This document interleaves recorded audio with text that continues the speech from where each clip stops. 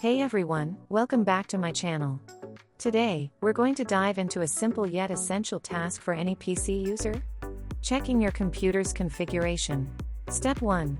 Open Google Chrome. Step 2. Type CPU-Z.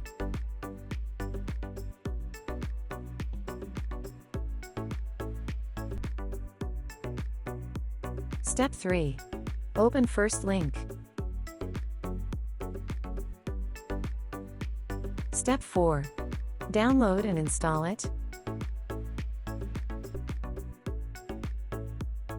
Step 5.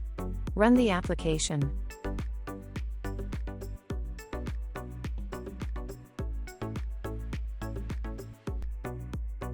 That's it.